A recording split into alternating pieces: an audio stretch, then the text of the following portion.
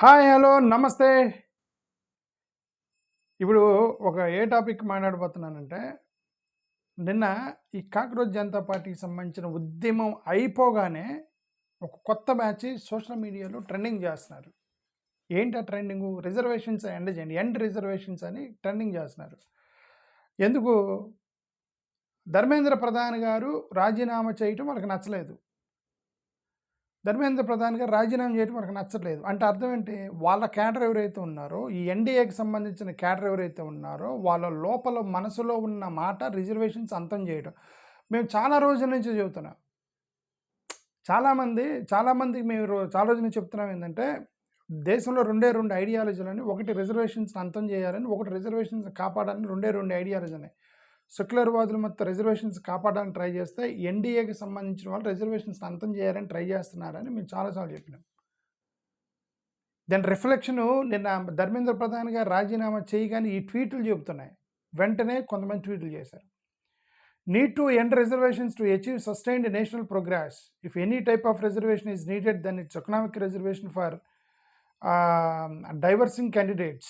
Bangladeshi government increased reservations to children of freedom fighters. Often then, therefore, to end reservations, students revolted and then they ended the reservations. అని ఒక tweet. దీన్ని surrounding చేసుకుని చాలా ట్వీట్లు వచ్చినాయి. ఏమేమంటుందంటే, అక్కడ బంగ్లాదేశ్లో ఉద్యమం చూసి ఇక్కడ ఉద్యమం చేశారు మీరు, అక్కడ మోడల్గా తీసుకుని ఇక్కడ ఉద్యమం చేశారు, అక్కడ ఉద్యమం చేసిన రిజర్వేషన్స్ ఎత్తేయమని ఇక్కడ మీరంతా రిజర్వేషన్ క్యాండిడేట్లు మొత్తం కూడా ఉద్యమాలు చేశారని చూడండి ఎలాంటి పోస్టులు పెడుతున్నారు. ఓకే, ఇంకొక పోస్ట్ చూస్తున్నాను. ఇది సర్ప్రైజింగ్ పోస్ట్. ఇది చూడండి. వెంటనే ఎండ్ రిజర్వేషన్స్ అని ఒక పెద్ద పోస్ట్ పెట్టి చెప్తున్నారు. ఆయన రాజీనామా చేయగానే వీళ్ళకి రిజర్వేషన్స్ ఎందుకు గుర్తొచ్చినాయి? ఇప్పుడు అర్థమైందా? మనం ఎవరితో అయితే మనం రోజు అపోజిట్గా మాట్లాడుతున్నామో వాళ్ళందరూ రిజర్వేషన్స్ ఎత్తేయాలనుకుంటున్న వాళ్ళని చెప్పి మనం చెప్పామన్నమాట.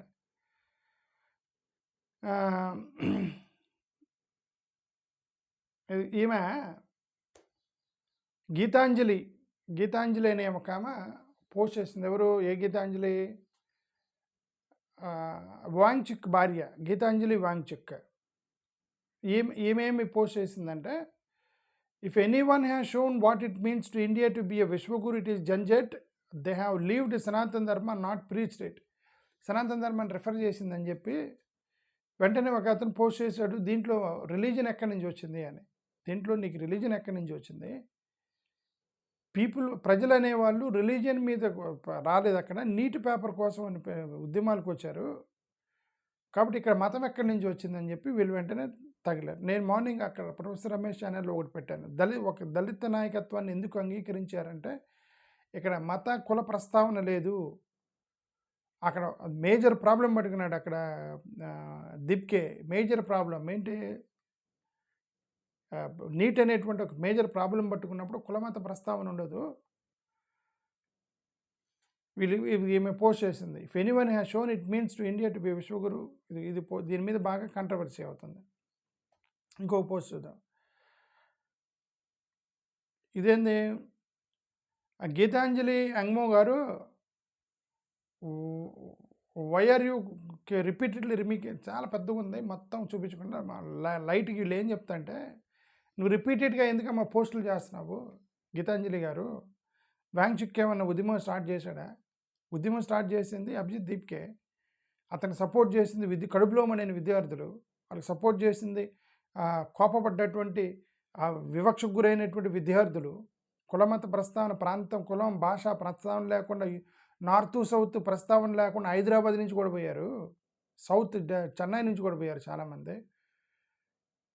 అది విద్యార్థుల యొక్క సమస్య అయినప్పుడు నువ్వు కులమత ప్రస్తావన ఎందుకు తీసుకొస్తున్నావు అని చెప్పి యాంగ్మో గారు చెప్పింది. ఓకే, ఇది ఒక పోస్ట్ చేస్తున్నా. ఇది రిజర్వేషన్కి సంబంధించి వీళ్ళు ఏం చెప్తారు? రిజర్వేషన్స్ అంటే చూడండి, స్టూడెంట్స్ 21 మంది నీటి విద్యార్థులు చనిపోయింది ఎందుకోసం అంట? పేపర్ లీక్ అయినందుకు చనిపోలేదట, రిజర్వేషన్స్ వల్ల చనిపోయారు. మీరు రిజర్వేషన్స్ వల్ల వాళ్ళకి సీట్లు రాలేదని చెప్పి ఈ రిజర్వేషన్ సిస్టమ్ ఏంది ఈ దేశంలో అని ఆత్మహత్య చేసుకున్నారని ఒక అతను పోస్ట్ చేశాడు. ఓకే, చూడండి అంటే ఎంత వీళ్ళందరూ కూడా మనం ఎన్డీఏతో కొట్లాడుతున్నాము అనేది అది ఒక పేరు మాత్రం. ఎన్డీఏతో కొట్లాడుతున్నా, రిజర్వేషన్స్ ఎత్తేయాలి అనేటువంటి ఒక గ్రూప్తో కొట్లాడుతున్నాం. మనం రోజు ఎన్డీఏతో అని మనం అంటున్నారు, ఇండియాతో కొట్లాడుతూ ఇండియా బ్లాక్ వాళ్ళు ఇండియా వర్సెస్ ఇండియా బ్లాక్, ఈ ఊరికే పేర్లే. India bloc versus NDA, secular versus పేర్లే. ఒరిజినల్గా మాట్లాడితే రిజర్వేషన్స్ ఉంచాలనే వాళ్ళకి, రిజర్వేషన్స్ ఎత్తేయాలనే వాళ్ళకి గొడవ. కుల నిర్మూలన జరగాలి అనే వాళ్ళకి, కులాలు ఉండాలి అనే వాళ్ళకి మధ్యలో జరిగేటువంటి గొడవ ఇది. ఓకే, మత ప్రాతిపదికన రాజ్యాంగం నడవకూడదు, రాజ్యాంగ ప్రకారం నడవాలనే వాళ్ళకి, లేదు మత ప్రాతిపదికన దేశం నడవాలనే వాళ్ళకి మధ్య గొడవ. ఇదే గొడవ. ఇప్పుడు ఇమ్మీడియట్గా ధర్మేంద్ర ప్రధాన్ గారు రాజీనామా చేయగానే ఇమ్మీడియట్గా పోస్ట్ చేశారు, అసలు పిల్లలు చనిపోయింది పేపర్ లీక్ వల్ల కాదు, రిజర్వేషన్స్ వల్ల అని చెప్పి ఇది తగిలారు అనమాట. ఇంకొక పోస్ట్, ఇది కూడా రిజర్వేషన్ సంబంధించి. ఇదేంది, ఇది మరి దారుణంగా దళితులను అటాక్ చేశారు. You people get humiliated by the JBM folks every day. JBM folks అట. ఎవరు జేబీఎం ఫోక్స్? వాళ్ళ అంబేద్కర్ బ్యాచ్, జేబీఎం అంటారు కదా వీళ్ళు. JBM folks every day you will keep getting humiliated in the future too. ఆ జేబీఎం గాళ్ళు మిమ్మల్ని జీవితాంతం మిమ్మల్ని హ్యూమిలేట్ చేస్తూ ఉంటారు. Those who have to run the government know well that salvation lies in the bowing before Baba Saheb. Amit Shah had insulted Baba Saheb Ambedkar in parliament, and the youth of the country surrounded parliament itself. ఇది ఎందుకు post చేస్తుందంటే, మీ JBM folks మమ్మల్ని humiliate చేస్తున్నారు అని అంటే ఇది ఇతను post చేశాడు. జేబీఎం ఫోక్స్ ప్రతిరోజు మిమ్మల్ని హ్యూమిలేట్ చేస్తూనే ఉంటారు, ఎందుకంటే మీరు మా అంబేద్కర్ గారిని పార్లమెంట్లోనే హ్యూమిలేట్ చేశారు. మీరు ఇతను చేసిన పోస్టు, అంబేద్కర్ గారిని పార్లమెంట్లో హ్యూమిలేట్ చేశారు. గవర్నమెంట్ అనేది బాబాసాహెబ్ అంబేద్కర్ రాజ్యాంగం మీద నడిస్తేనే మీ రాజ్యాంగాలు నిలబడితే, లేకపోతే లేదని చెప్పేసి ఒక సపోర్టర్ అనుకుంటా, అంబేద్కర్ సపోర్టర్ పోస్ట్ చేసేది. ఓకే, ఇంకో కాంట్రవర్సీ నడుస్తుంది పీయూష్ గోయల్ది. ఈ పీయూష్ గోయల్ చూడు ఏమన్నాడు, వినండి ఆయన ఏమన్నాడు. हमें 2-3 कॉकरोचों को सरेआम लटका देना चाहिए ताकि इस कॉकरोच जनता पार्टी को असलियत का अंदाजा हो जाए कि हमारी मेरा साफ मानना है कि मेरा साफ मानना है कि हमें 2-3 ఇది मेरा साफ मान ఇది యాక్చువల్గా 2-3 కాక్రోచ్ల్ని మీరు ఉరి తీయాలి అని పీయూష్ గోయల్ గారు అన్నారని పీటీఐ పోరుతోటి ఒక వీడియో తిరుగుతుంది, one video. And there was argument that it might have been AI video, అంటే ఏఐతో ప్రిపేర్ చేసిన ఒక వీడియో అని చెప్పేసి ఇంకొక ఆర్గ్యుమెంట్ ఉంది. ఏదైనా సరే బీజేపీ ఎంపీ నీట్ పేపర్ గురించి ఒక 2-3 కాక్రోచ్లను ఉరి తీయాలన్నాడు అని ఆ వీడియో సర్క్యులేట్ అవుతుంది. అది ఏ వీడియో అని చెప్తున్నారు. దాని మీద పీటీఐకి సంబంధించింది ఇది ఉంది. వెంటనే Piyush Goyal alleges AI video, the Hindu వీళ్ళు ఏం రాశారు,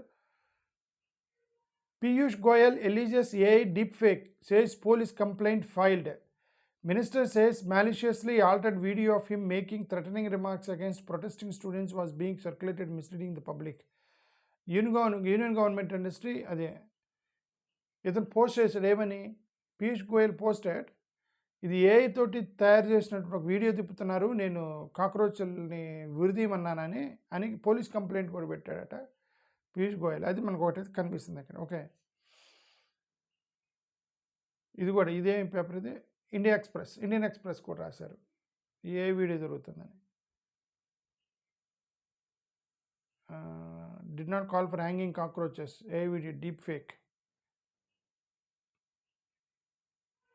పీటీఐ.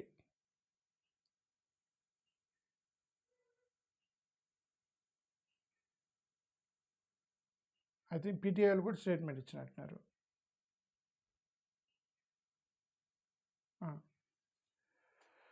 పీటీఐ వాళ్ళు కూడా స్టేట్మెంట్ ఇచ్చారు. అది ఏ వీడియో, ఫేక్ వీడియో మా పేరు మీద తిరుగుతుంది కాబట్టి మీరు దాన్ని